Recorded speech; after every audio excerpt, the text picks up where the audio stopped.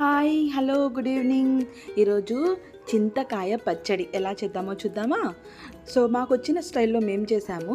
First చింతకాయ ఉప్పు బాగా దంచుకొని నిలవ పెట్టుకోవాలన్నమాట. అది ఎన్ని రోజులైనా ఉంటుంది. సో నెక్స్ట్ ఏం చేయాలంటే పచ్చిమిర్చి, ఎర్రగడ్డ తీసుకొని బాగా దంచుకోవాలి. అందులోనే చింతకాయ పచ్చడి కూడా మొత్తం మిక్స్ చేసి మంచిగా దంచేసిన తర్వాత పోపు పెట్టుకోవాలన్నమాట.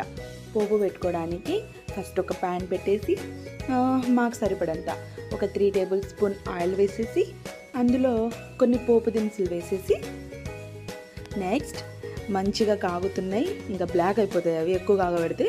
సో అందులోనే కొంచెం కర్రీ లీవ్స్ చిట్టపిట లాడుతూ కర్రీ లీవ్స్ వేసేసిన తర్వాత ఇంకా అది ఎక్కడ మీద పడుతుంది అన్న ఫీల్తో కొంచెం బ్యాక్ వెళ్ళి మళ్ళీ ఫ్రంట్కి వచ్చేసాం. నెక్స్ట్ అది మంచిగా వేగనించాక మనం దంచుకున్న చింతకాయ పచ్చడిని అందులో వేసుకోవాలి. సో ఉప్పు అవన్నీ ఏం వేయొద్దు, ఎందుకంటే ఆల్రెడీ మనం చింతకాయని నిలవ పెట్టుకున్నప్పుడు ఉప్పు చింతకాయ మంచిగా దంచి నిలవ పెట్టుకుంటామన్నమాట. సో ఉప్పు వేస్తే ఇంకా ఎక్కువ అయిపోతుంది ఇంక ఉప్పు. సో దట్స్ వై సాల్ట్ అయితే వేయకూడదు.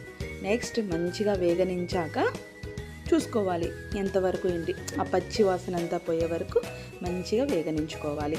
అయితే టేస్ట్ అయితే సూపర్ ఉంటుందబ్బా. నేనైతే ఫస్ట్ టైం తినడం, సో నాకు ఇలా చేసుకోవాలని తెలీదు. మా అక్క నేర్పించేసేసింది ఇది కూడా నాకు.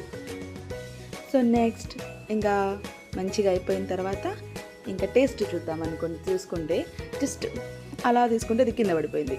ఓకేలేని మళ్ళీ తీసుకొని టేస్ట్ చూస్తే వావ్ సూపర్ ఉంది అసలు. నెక్స్ట్ మా అక్క కూడా కొంచెం టేస్ట్ చూసేసింది, వావ్ సూపర్ అంట. నెక్స్ట్ ఇంకా రెడీ అయిపోయిందబ్బా మన చింతకాయ పచ్చడి. నెక్స్ట్ ఒక స్పూన్ పక్కింటికి, ఇంకో స్పూన్ ఈ పక్కింటికి, ఇంకో స్పూన్ నాకు, ఆ 3 స్పూన్స్ కలిపి ఒక బౌల్లో వేసుకొని తీసుకెళ్ళిపోయి